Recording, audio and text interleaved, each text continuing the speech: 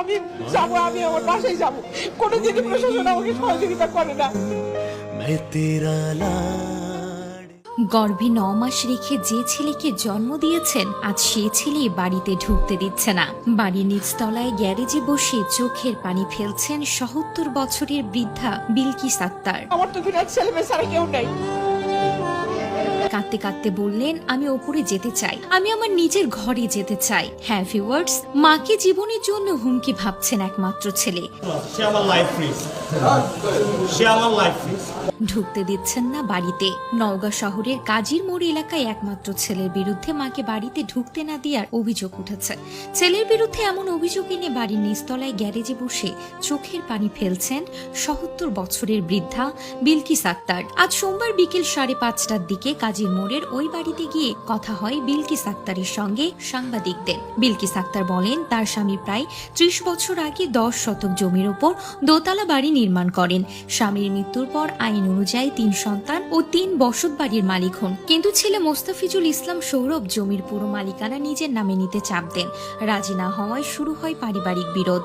বিলকিস আক্তার জানান, আজ বেলা ১১টায় নিজের ফ্ল্যাটে ফিরতে গেলে দেখেন দোতলায় ওঠা সিঁড়িতে তালা লাগানো।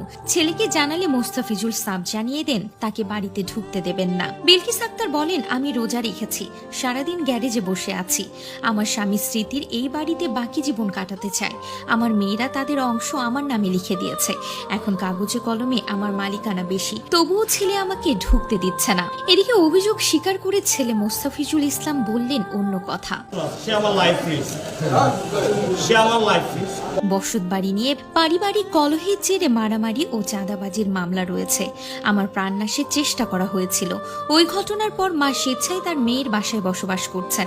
আদালতের নির্দেশে বড় বোনের জিম্মায় আছেন। এখন তিনি আমার জীবনের জন্য হুমকি স্বরূপ, তাই তাকে বাড়িতে ঢুকতে দিচ্ছি না। তিনি বাড়িতে থাকলে আবারও পারিবারিক কলহ ও মারামারি হতে পারে, তাই এই সিদ্ধান্ত নিয়েছি। এদিকে বাড়িতে ঢুকতে না পেরে বাড়ির নিচতলায় দোতলায় ওঠার সিঁড়ির সামনে গ্যারেজেই বসে রয়েছেন বিলকিস আক্তার। কাঁদতে কাঁদতে বললেন, স্বামীর মৃত্যুর পর একমাত্র ছেলে আমার দেখাশোনা করে না, বোনদেরও সঙ্গে খারাপ ব্যবহার করে। ছেলের কথায় বসত বাড়ি আমার ও মেয়েদের অংশ তাকে লিখে দিতে হবে, কিন্তু তাকে জমি লিখে দিতে তারা কেউ রাজি হননি। এটা নিয়ে বিরোধ শুরু। স্বামীর বাড়িতে ঢুকতে না পারায় মায়ের চোখে জল দেখে সকলেই হয়েছেন ক্ষিপ্ত।